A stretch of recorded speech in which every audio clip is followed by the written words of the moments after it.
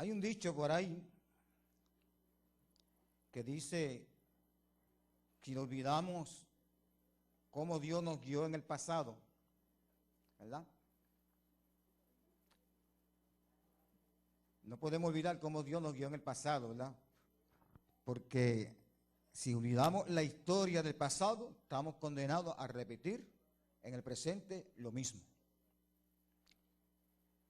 Así que he estado estudiando el año 1888.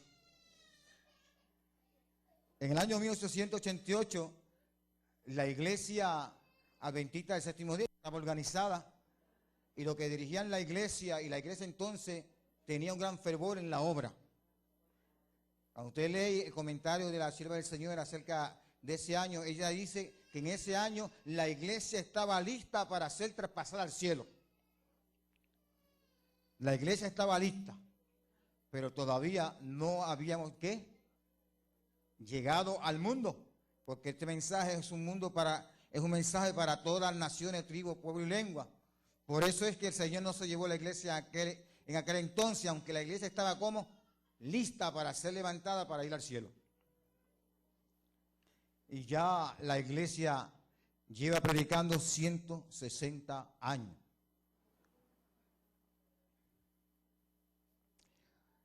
Quisiera hoy hablarle y presentarle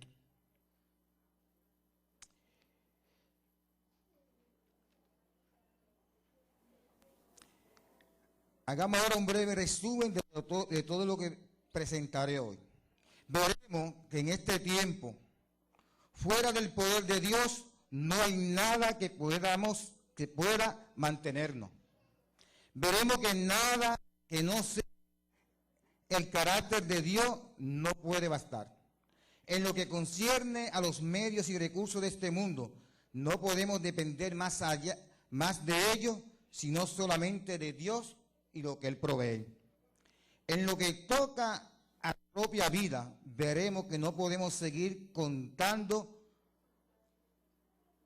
con ella. Lo único que satisfacerá, lo único que podemos depender, lo único que colmará nuestra necesidad, la necesidad de lo que ahora se ponga de parte del Señor, es que nosotros estemos deseando tener la vida eterna. Porque, hermanos, las cosas que nosotros vemos que suceden a nuestro alrededor y en este mundo en que vivimos, no nos puede dar aliento de que estamos en un mundo brillante y mejor. Tenemos que entender que las cosas están como peor cada día. Y nosotros los puertorriqueños podemos decir eso cuando vemos los grandes problemas que tenemos en el área oeste y las grandes dificultades económicas con las cuales estamos viviendo. Mis hermanos, este mundo definitivamente no tiene nada que ofrecernos, pero sí nuestro amante Salvador Cristo Jesús, que nos ofrece la solución verdadera, la vida eterna, para que podamos estar con nuestro Dios y Padre Santo delante de su presencia por toda la eternidad.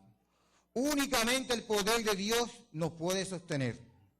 ¿Dónde encontramos ese poder de Dios? En Jesucristo. Cristo es el poder y sabiduría de Dios, decía el apóstol Pablo en 1 Corintios capítulo 1, verso 24. Eso es Cristo, el poder de Dios.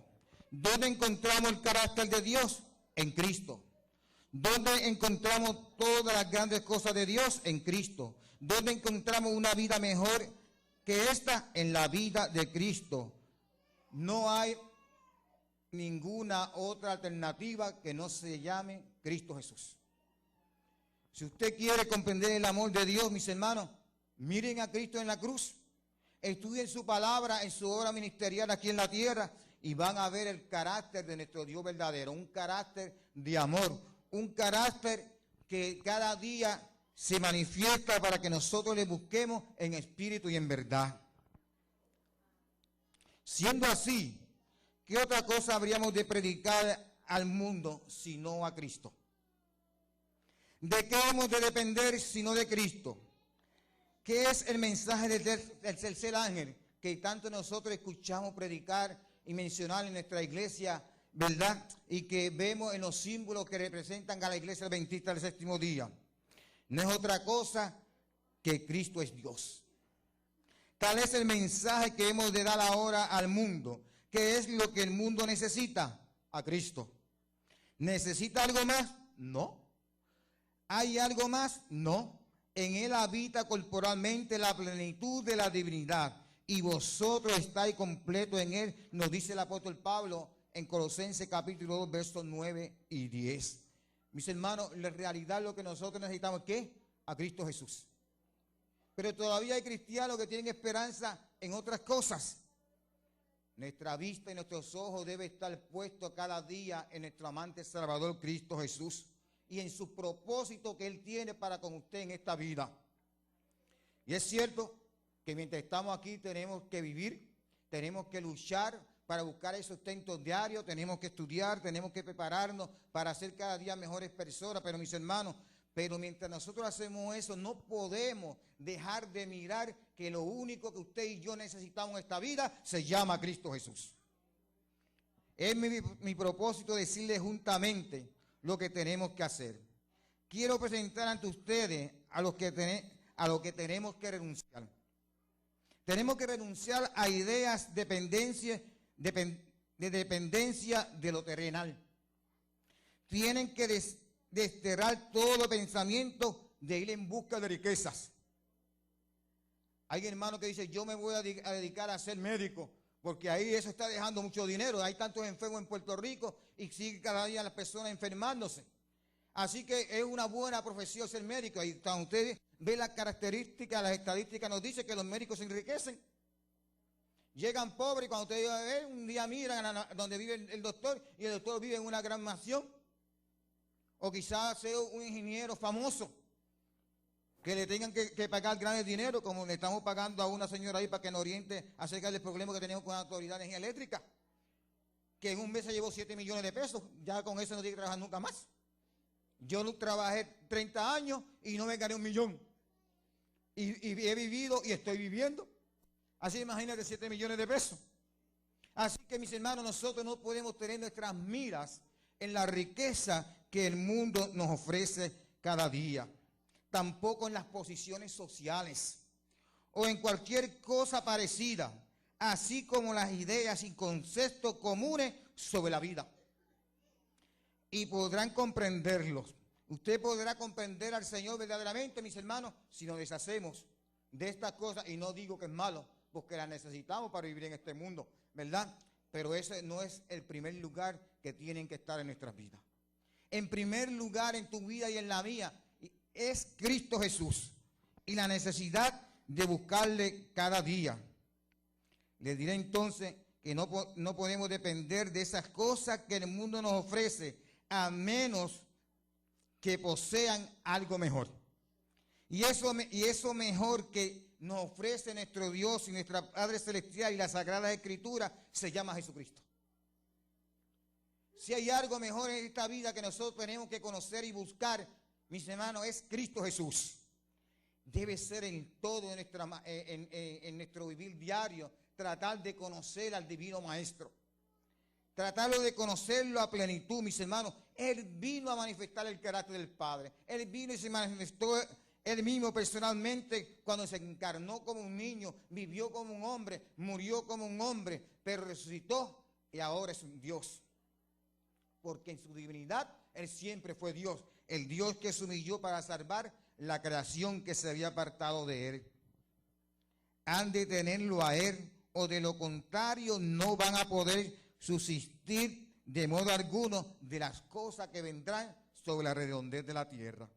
Así pues, Cristo es el poder y la sabiduría de Dios, es la riqueza insondable y la vida de Dios. Eso es lo que hemos de predicar, que lo expresa en una sola palabra, el Evangelio. El Evangelio no es otra cosa que predicar la vida de nuestro amante Salvador Jesucristo. No es otra cosa.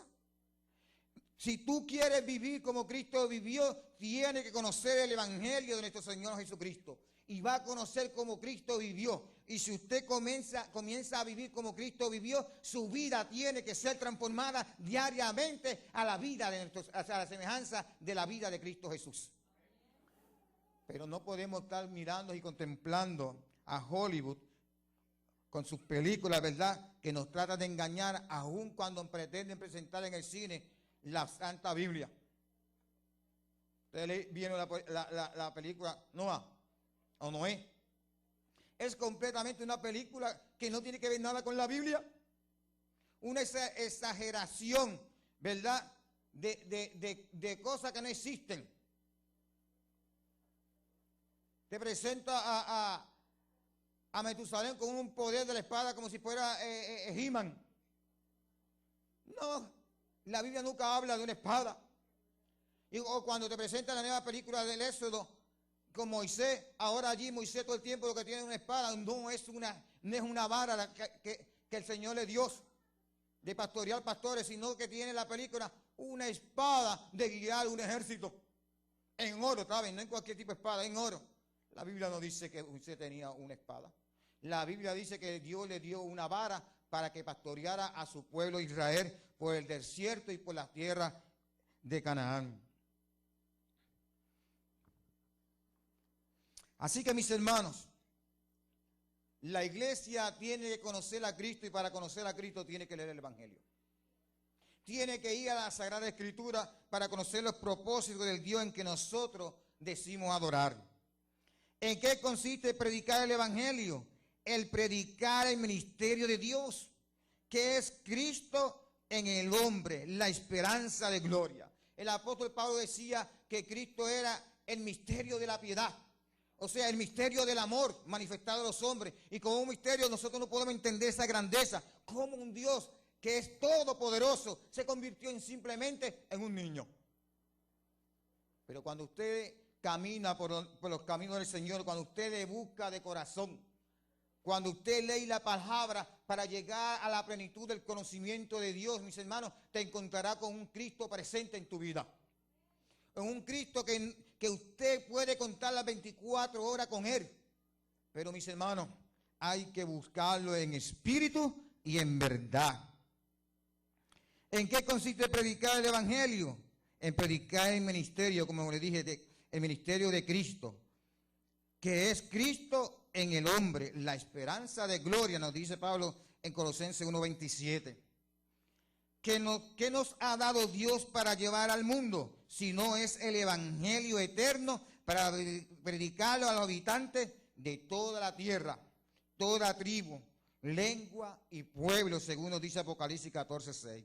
¿Acaso no comienza así el mensaje cuando los hombres no reciben el Evangelio eterno, ni adoran a aquel que hizo los cielos y la tierra y el mar y la fuente de las aguas? ¿A quién adoran entonces? Dice el libro de Apocalipsis que entonces la gente adoran a la bestia y a su imagen. Ha caído Babilonia, dice el segundo ángel. Entonces el tercero afirma que adorarán a la bestia y a su imagen. Y así sucede ya. Los hombres adoran a la bestia y a su imagen, o bien adoran a Dios. No hay otra opción. O te dedicas a adorar a Dios en espíritu y en verdad, o usted va a recibir el sello de la bestia y va a ser un seguidor de ella. No hay dos alternativas, solamente hay una alternativa para elegir. Si tú eliges a Cristo, ya la otra alternativa está fuera. Si usted elige no seguir a Cristo y dice, no, yo voy a mantener intermedio a nadie, pero ese lugar no existe en la palabra de Dios. Si usted no está con Cristo, dice el Señor, está contra Él. Por lo tanto, solamente una opción. Usted y yo debemos seguir a Cristo. Y su problema será solucionado espiritualmente. De acuerdo con la naturaleza del mensaje y del tiempo en que vivimos, lo único que las personas pueden adorar es a aquel que hizo los cielos y la tierra, el mar y la fuente de las aguas, o bien, o a la bestia o a su imagen. No existe postura intermedia. Los tres mensajes son sencillamente un mensaje de tres etapas.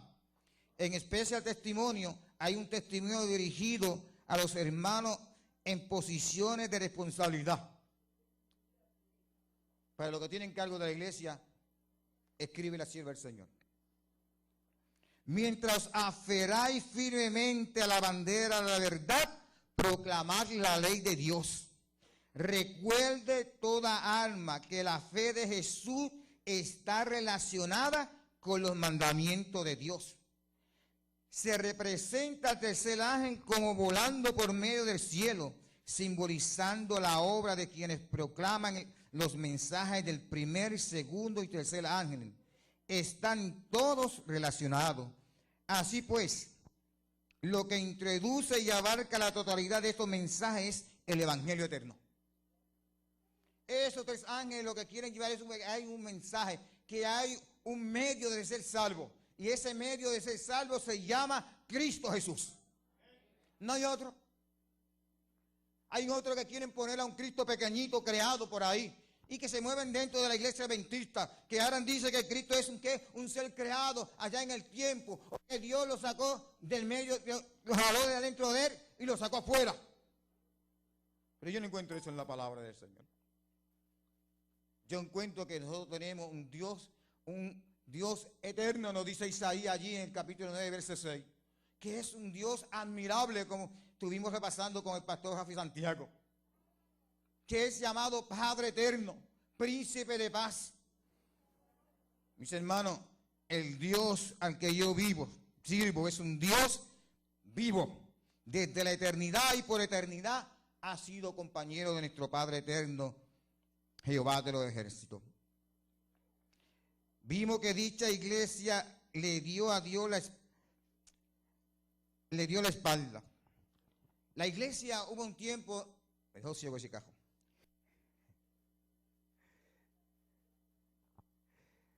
hubo un tiempo en que la iglesia, aquella iglesia que nació allá, se unió al César, al poder civil. Ahora no veo. Me dejó deslumbrado. A fin de dejar fuera a Cristo y ejecutar sus propios deseos con respecto a Él. El Señor entonces llamó a aquella iglesia y nación a todos quienes le obedecerían y servirían antes que la nación resultara destruida. Le efectuó mediante aquellos pocos discípulos que creyeron en Jesús cuando ascendió al cielo. Habían estado con Jesús 3 años y medio. Habían predicado, incluso habían realizado milagros en su nombre. El Señor les había enviado a predicar diciendo: el reino de los cielos se ha acercado, según Mateo 17. Y tal era la trascendencia de su mensaje, que de no ser recibido en el lugar en que predicaban, debían sacudir el polvo de sus zapatos antes de irse. El Señor organizó una pequeña iglesia allá en Roma, en el Imperio Romano, cuando gobernaba, ¿verdad? En este mundo, era soberano de todo el mundo. Allá en el pueblo de Dios, Jesús formó allí en Israel una pequeña iglesia de 12 discípulos. ¿Saben? Aquellos 12 hombres caminaron con Jesús. Andrés, acamparon con Jesús. Ahí cada rato hacían un overnight. Cada rato miraban, estaban con Jesús y podían contemplar el cielo y las estrellas. Jesús le enseñaba el mismo. Le dio potestad sobre los demonios. Le dio poder para sanar. Y durante 3 años y medio caminaron con Jesús. Y al fin cuando llegó el momento de la crisis en la vida del Señor, en que tenía que morir, todavía no conocían a Jesús. Habían hecho milagros, habían hecho prodigios, hacían señales. Y la gente sabía que era gente diferente a las demás. Pero sin embargo, mis hermanos, faltaba algo en su vida. Antes de que pudiesen predicar el evangelio tal como les había encomendado, Jesús les dijo en ocasión de su ascensión al cielo: quedaos vosotros en la ciudad de Jerusalén hasta que sea investido de poder desde lo alto. No cabría pensar que tras haber pasado 3 años y medio junto a Cristo, oyéndole, amándole, estudiándolo a Él y con Él, habiendo sido enseñado por Él todo el tiempo, incluso habiendo predicado, nos parece que habría que decir que estas que estaban capacitados para llevar el evangelio al mundo.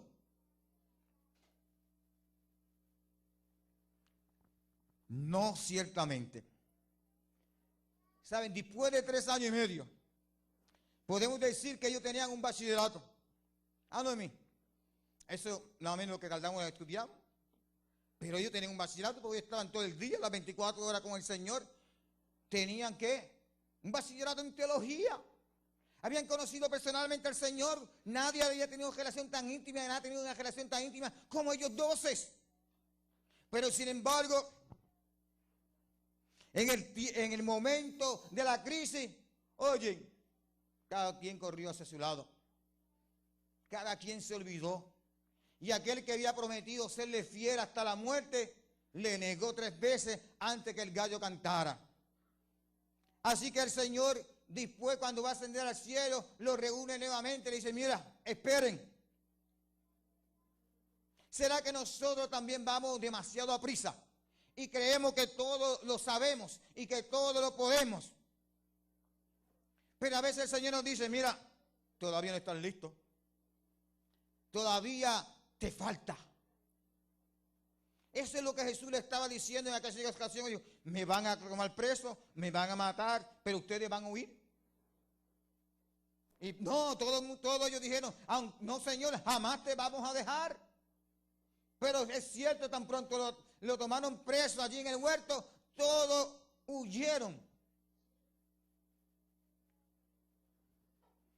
Y Jesús ahora le dice, vayan a Jerusalén, esperen.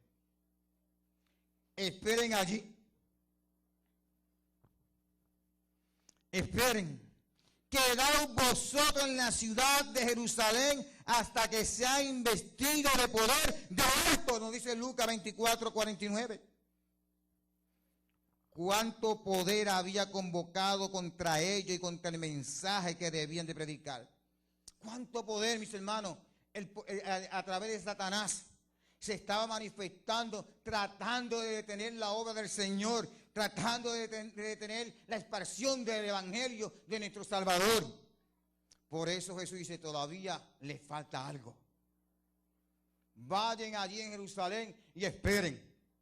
Todo el poder del mundo, ya que la iglesia de Dios, la profesa iglesia de Dios, toda la nación se había unido a César, cuyo poder dominaba el mundo. Todo el poder del mundo estaba aliado en su contra. La profesa iglesia y nación de Dios se había concitado con el poder y se habían dispuesto contra Dios y contra el nombre de Cristo. Sin embargo, ese Cristo al que habían crucificado y contra el que habían hecho todo lo posible por expulsar del mundo y de la mente de las personas, ese era precisamente el nombre y las personas que los discípulos tenían que predicar. Los judíos que detestaban a Roma, en aquel día ante Pilato se hicieron grandes amigos. Se unió al Estado. Sí, hermano. Es más, le dicen a Pilato, si tú perdonas y dejas libre a Jesús, tú eres enemigo del César. Nosotros le estamos trayendo un criminal. Nosotros somos los que estamos de parte de César. ¿Tú te vas a poner en contra de César? Elige, porque César se va a enterar de esto. Y así de fácil lo convencieron. Lo amenazaron con el César. ¿Y qué cuando persigan la iglesia del Señor? Cuando tú tengas que decidir escoger entre el César y el Cristo a que tú sirves. El pueblo respondió,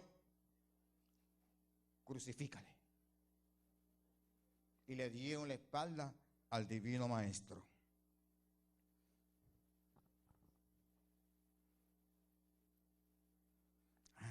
Ascender Jesús les dijo, recibiréis poder cuando haya venido sobre vosotros el Espíritu Santo. Por lo tanto, ¿qué estaban esperando?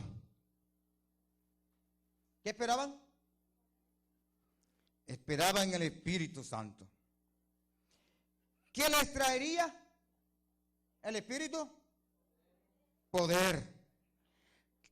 ¿Quién nos dotaría de poder? El Espíritu Santo. Ahora que las palabras del Señor nos dicen lo que dijeron sus discípulos, se espera que hagamos lo que ellos hacían al escucharla. Se reunieron en compañía orando por el Espíritu Santo en un lugar que la Biblia lo llama el aposento alto. Allí se reunió la iglesia que quedó entonces. Y comenzaron a orar por el Espíritu Santo.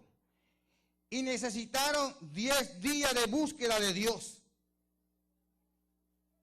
¿Te has puesto a buscar a Dios? No es que Dios esté perdido, ¿saben? No. Los perdidos somos nosotros. Y Él es el que siempre nos anda buscando. Él es el que siempre nos anda advirtiendo y diciendo por qué camino debemos ir. A fin de alcanzar la condición para elevar sus oraciones y eficaces y para recibir aquello que están pidiendo, puesto que lo pedían con esa fe perdurable que recibe lo solicitado. Allí, mis hermanos, no fue un momento simplemente vamos a tener una oración de 5 minutos. Nos vamos a arrodillar y vamos a pedir que el Señor cumpla la promesa. Ya nos la prometió. Pero el Señor lo congregó con un propósito. ¿Y saben cuál era el propósito? La iglesia no estaba unida.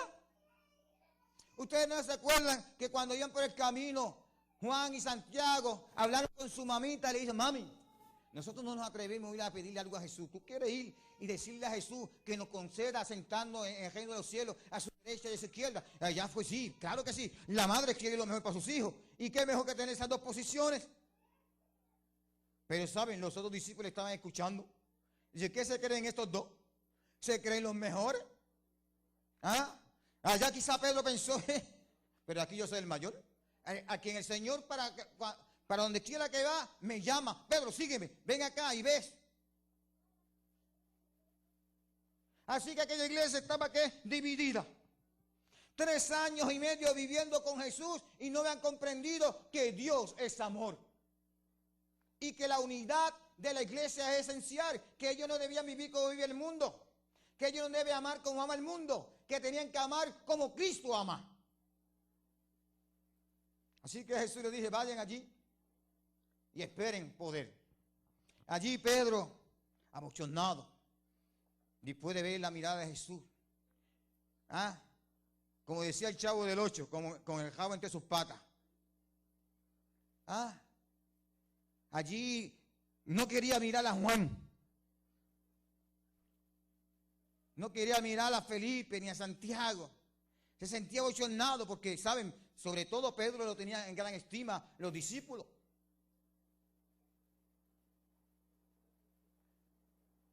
Sí, hermano. Sobre Pedro lo tenían sobre gran estima. Y a Juan también. Juan tenía una relación tan estrecha que se recostaba sobre Jesús. Le gustaba estar sentadito al lado de Jesús. Y Juan fue transformado por ese amor de Jesús cada día. Pero Pedro se sentía culpable, su conciencia no lo dejaba reaccionar, hasta que decide decirle a sus compañeros, miren lo que hice yo. ¿Se acuerdan que yo le prometí al maestro que no le iba a negar? Sí, nos acordamos, todos dijimos lo mismo. ¿Saben lo que hice yo? Le negué 3 veces. Ustedes saben la historia. Pedro quería mirar qué estaba pasando con Jesús. Quería estar en la perspectiva de que de todo y que nadie le fuera a informar, sino que él quería enterarse por él mismo lo que iba a pasar con Jesús. Así que se fue de escondidita así al fuego y una sirvienta lo vio y dice, oye, tú eres de los de ese Galileo. No, muchacha, tú estás loca. Yo no lo conozco. Así que dice que Pedro sintió frío y se acercó más al fuego. Y entonces la joven sirvienta lo vio entonces mejor porque la claridad le mostró su rostro y dice, ciertamente tú eres de los de él. Hasta habla como él. Y dice que empezó a maldecir. ¿Y qué tú crees que maldijo? No fue a César. Maldijo a su Cristo. Para que no qué. Para no relacionarse con él. No me identifica con ese. Yo quiero ahora que completamente que no me identifica con Jesús. Hay muchos que no quieren que lo identifiquen con Jesús cuando se hacen decir que son cristianos. Pero cuando está con sus amigos, no quiere que sepan que él tiene una relación con Jesús. O cuando alguien lo ve, no quiere que lo identifique porque, no, porque ellos conocen el mensaje que él dice y que no está viviendo. ¿Quién no conoce la iglesia adventista en Puerto Rico? ¿Quién no habla bien de la iglesia adventista de Puerto Rico? Aunque simplemente la mayoría de la gente nos dice que son los que guardamos el sábado y no comemos puerco. Pero ya esa mentalidad ha cambiado mucho. Ellos ven la obra que hace Adra, oyen las predicaciones, oyen la emisora, y saben el mensaje que nosotros vivimos. Entonces a los cristianos adventistas hoy día, pues no queremos que, sí, mi querido hermano, así le pasaba a Pedro. Ahora no quería que lo relacionaran con Jesús. Pero cuando el gallo cantó, se acordó rápidamente, hermano, ¿qué hice? La profecía del maestro se cumplió lo que él dijo. ¿Qué he hecho? Y más cuando miró a Jesús. Y Jesús, ¿sabe qué? No lo miró con cara de odio. No lo miró con coraje. No lo miró para decirle, Pedro, te lo dije, te lo advertí, Pedro. No, Jesús lo miró y lo amó. Jesús lo miró con amor. Y Pedro entendió que el maestro aquel lo amaba, pero él que no había sido fiel, pero que el maestro seguía que amándolo. Porque no importa lo que el ser humano haga, Jesús nos sigue que amando. Y nos ama hasta la muerte. Y muerte de cruz. Qué maravilloso es el Cristo que nosotros le servimos. Es un Cristo que nos da esperanza, que nos da vida. Cuando el pueblo de Dios busque individualmente el Espíritu Santo de todo corazón, labios humanos pronunciarán el testimonio que cumple la palabra. Vi otro ángel que descendía del cielo con gran poder y la tierra fue alumbrada con su gloria. Pero cuando, mis hermanos, para que este mundo pueda ver la gloria del Eterno, la gloria de Jesús, la iglesia tiene que moverse y resplandecer. Porque, mis hermanos, lo que va a resplandecer con el Evangelio es la iglesia con el mensaje de salvación. Usted es el mensajero de Dios, yo soy el mensajero de Dios. Y nosotros hemos de alumbrar este mundo con el Evangelio eterno. Y ya le dijimos que el Evangelio se llama como Cristo Jesús, la gloria del Padre. Diariamente ascienden oraciones para el cumplimiento de esa promesa, de ser dotado de poder. Así tenemos la palabra del Señor confirmando que cada día ascienden oraciones. ¿Están las vuestras entre ellas? ¿Están las mías? Ha de llegar el día en que ascienda la última oración requerida para recibir esa bendición. ¿Qué sucederá entonces? Vendrá. Allí los apóstoles estaban orando, confesando. Hubo abrazos, hubo besos, hubo perdón, hubo humillación. Aquella iglesia era una en el corazón. Ya estaban listos. Habían visto cuál era su debilidad. Se miraron ellos, dejaron de estar mirando al prójimo. Qué lindo viste aquel, o qué feo viste aquel, qué ridículo viste aquel, o mira cómo se recorta aquel, o mira cómo se pinta el pelo. Dejaron de hacer eso.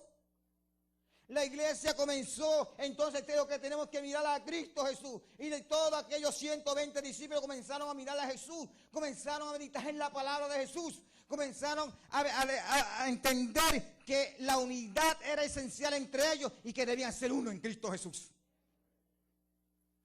Entonces, mi querido hermano, sucedió. Llegó el poder y se manifestó en aquel aposento. Y en aquel aposento era alegría, había gozo, pero ya allí los discípulos no eran lo mismo. Ahora estaban listos para resplandecer en el mundo. Y para que la gloria del Eterno se manifestara a través de cada uno de ellos. Yo simplemente creo que me voy a quedar en esta paginita, ¿verdad? Pero quisiera decir, hermano, nosotros hablamos de que hemos de recibir la lluvia tardía, una segunda manifestación del Espíritu Santo. ¿Sabe? A veces nos pasamos preguntando, ¿será como en el día del Pentecostés que la gente hablaron en lengua allí, Y muchos tienen esa ilusión, sí, esa va a ser la señal, que los hermanos van a estar hablando en lengua. Sí, que el templo va a temblar, que van a hacer cosas extraordinarias, milagros y señales, sí, así esa será la señal.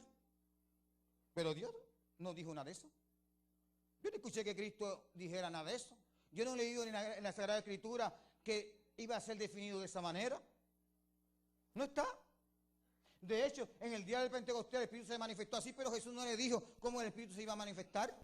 Él escogió así, Él se manifestó de esa manera. Él quiso llamar la atención del pueblo para que viera en la iglesia verdadera. Llamó la atención con aquel estruendo, con aquel temblor, con aquel ruido. ¿Y qué pensó la gente? Mira, están borrachos. Esta gente está borracha, estos discípulos de Jesús son unos bocachones. Y Pedro dice, no, hermanita, aguántense ahí. Son las 9 de la mañana y no estamos borrachos ninguno de nosotros. Esto es para que se cumpla lo que dijo el profeta Joel, que en aquel día derramaré mi espíritu. Y entonces la gente cambió. Oh, ¿qué vamos a hacer ahora nosotros? La gente entendió. Mira, es lo que dijo Joel. Y Pedro aprovecha y le predica un mensaje allí y le hace un llamado, un mensaje que no es muy largo. Simplemente dice, arrepiéntase, conviértase, acepten a Jesús, el que ustedes crucificaron, el que ustedes mataron. Acéptenlo como un salvador y sus pecados serán perdonados. Y dice que se convirtieron en ¿cuánto? Oh, para gloria del Señor. La sierva del Señor dice que en estos posteros tiempos, cuando la lluvia se derrame, va a ser mucho más grande, ¿verdad? La bendición. Pero usted no esté pensando, definiendo cómo es que el Espíritu se va a manifestar. Eso le toca al Señor. No se preocupe por lo que el Señor no ha dicho. Ni cómo hacerse las cosas. Él lo hará y lo hará a su manera. Dios tiene su propio estilo. Dios no imita a nadie. Dios tiene su propio estilo. Único. Pero siempre su estilo da buenos resultados.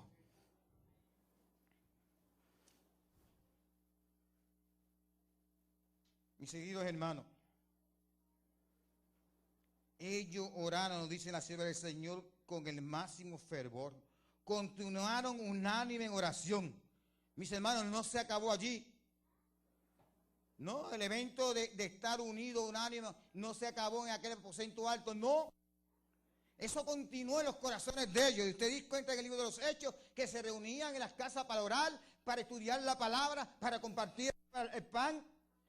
La iglesia tiene que seguir unida, como Cristo el Padre, el Hijo y el Espíritu Santo son uno. Nosotros tenemos que estar unidos a Cristo Jesús. Los que están hoy implicados en la obra solemne de preparar un pueblo para la venida del Señor deben persistir igualmente en la oración. Los primeros discípulos estaban unánimes, no tenían especulaciones, ni avanzaban teorías curiosas con respecto a la forma en que vendría la bendición. Y muchos, usted los ve, tenemos que hacer algo para despertar esta iglesia, para que esta iglesia se mueva, para que esta iglesia de alegría. Mis hermanos, la iglesia siempre tiene que vivir gozosa. Aquí en la casa, afuera, no importa el lugar, usted tiene que tener un corazón gozoso, porque Jesús le salvó.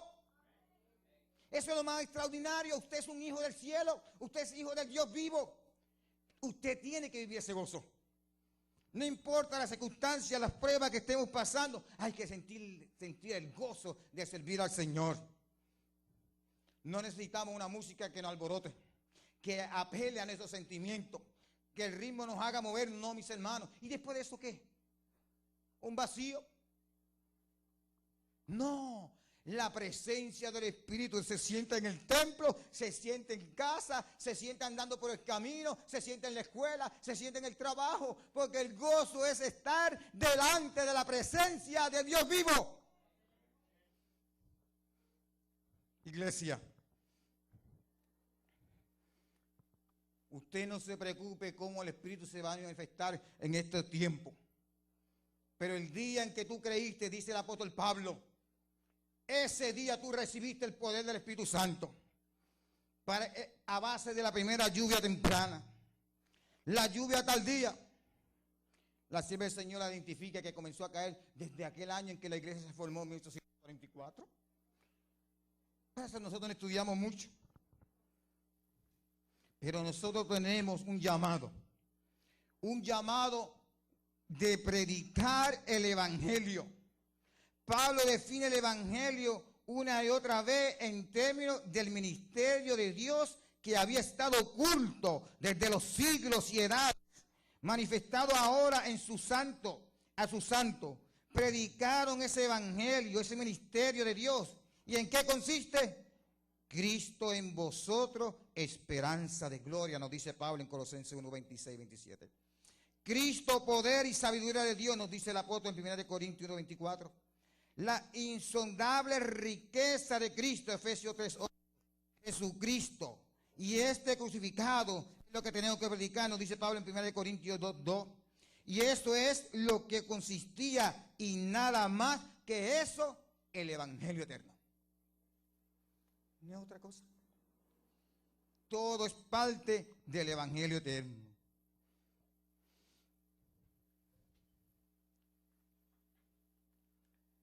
Los apóstoles predicaron el misterio de Dios. Cristo es vosotros, esperanza de gloria. Pero se suscitó otro misterio. ¿Saben? Se levantó otro misterio. ¿Y saben cuál era el otro misterio? El misterio de Satanás. El misterio de la iniquidad, el misterio del pecado, que se ha levantado, mis hermanos, con gran éxito en este mundo en que vivimos. La mayoría de las personas de este mundo no quieren saber nada de iglesia. Están alumbrados con las cosas de este mundo, y las cosas de este mundo le entretienen. Y Satanás está teniendo grande éxito. Por eso cuando usted y yo nos convertimos en mensajeros del Señor, llevando este mensaje de salvación, buscando las almas y los traemos a los pies del Señor, mis hermanos, usted tiene un gran enemigo en contra suya que los quiere destruir. Y Él va a hacer todo lo posible para apartarlos del amor de Dios. Le va a presentar las cosas más hermosas. Le va a traer aquellas curiosidades que usted ni se imagina, que usted está en su mente y Él quiere complacerlo. A ver si lo aparta de quién. Del amor de Dios. El mundo tiene mucho que ofrecer, pero nosotros tenemos una vida corta. Y a veces pensamos, yo voy a gozar mi juventud. Yo voy a dedicar mi juventud, la voy a disfrutar porque tengo que gozarla. Y después cuando quede un carapacho, ya todo adolorido y que me duele tanto todo, voy a ir donde Jesús. Voy entonces a ir a la iglesia y me voy a convertir. Hermano, el Señor le va a amar y le va a aceptar. Pero usted sabe lo que va a pensar. Tantas cosas que pude hacer por Cristo y la desperdicié por las cosas que el mundo ofrece. Tanta alma que pude salvar, tantas cosas hermosas que pude compartir. Pero el Señor, ¿qué? Le desperdicié por servir al ministerio de la iniquidad, al misterio del pecado. Mis hermanos,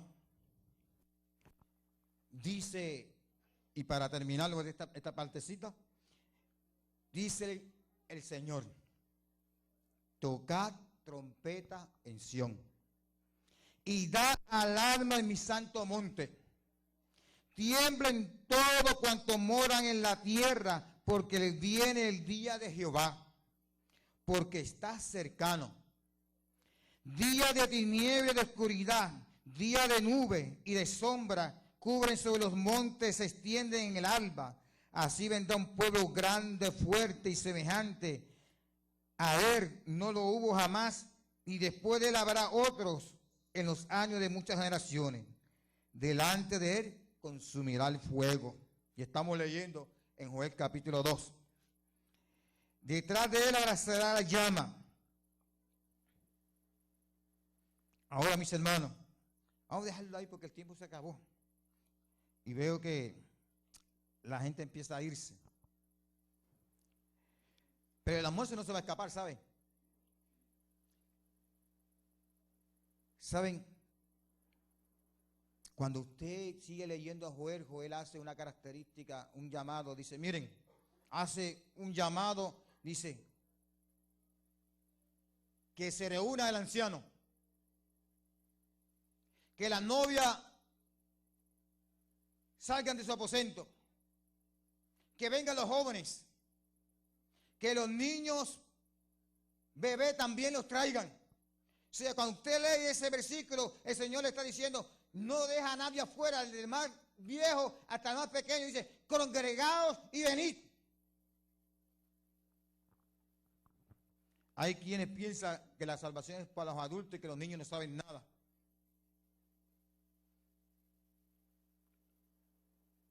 Pero el llamado a reunir y venir a la casa del Señor es a todos. Le invito a que lean Joel capítulo 2. El llamado es para que todos vengan y se congreguen delante del Señor a adorar en espíritu y en verdad. Es una lástima que el tiempo sea tan corto, que había muchas cosas hermosas que compartir. Pero mis queridos hermanos, recuerden que Dios está llamando a todos, porque todos tenemos que dar cuenta un día delante del tribunal de Cristo. Sea nuestra obra buena o sea mala. Pero mis hermanos, Dios nos ama a todos por igual. Estamos preocupados por nuestros hijos. Estamos preocupados por nuestros nietos. Estamos preocupados por el sobrino. Estamos preocupados por el hijo del hermano de la iglesia. Porque me dicen mis hermanos, algo que tenemos que aprender nosotros es que los hijos de la iglesia son nuestros hijos. Si yo le digo hermano a Jamón, y considero a Jamón hermano, pues entonces, caramba, los hijos de Jamón son mis sobrinos. Los tengo que tratar como mis sobrinos. Yo trato a mis sobrinos como si fueran mis hijos. Queridos hermanos, tenemos que unirnos como nunca antes para terminar la obra de la predicación del Evangelio. Y Dios está llamando para que, mis hermanos, en el nuevo año que ha de empezar, no sigamos iguales, que nos propongamos como meta principal en nuestra vida tener un encuentro con Cristo Jesús de tal manera que nosotros, como decía el apóstol Pablo, tengamos la mente de Cristo.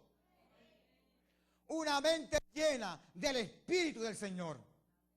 Dios está deseoso de derramar rica y abundante bendiciones sobre nosotros. Desde el día en que yo conocí al Señor, comencé a recibir bendiciones. Y aún cuando estoy ya en esta edad, mis hermanos, las bendiciones han sido más grandes todavía. Porque cuando miro hacia atrás, veo cuántas bendiciones el Señor me ha dado. Aún en los momentos difíciles, yo encuentro el rastro del Señor que me lleva en sus brazos de amor. Así que, querido hermano, propongamos que desde hoy en adelante nosotros vamos a ser diferentes. Nosotros vamos a resplandecer como el Señor quiere que resplandezcamos. Que resplandezcamos con la gloria del Eterno, porque el Señor nos cubre con su amor para llevar esperanza a los que no conocen al Señor. Que el Señor te bendiga. Que el Señor ponga en ti cada día ricas y abundantes bendiciones. Prospere tu vida espiritual, pero también te prospere física y materialmente. Dios te bendiga.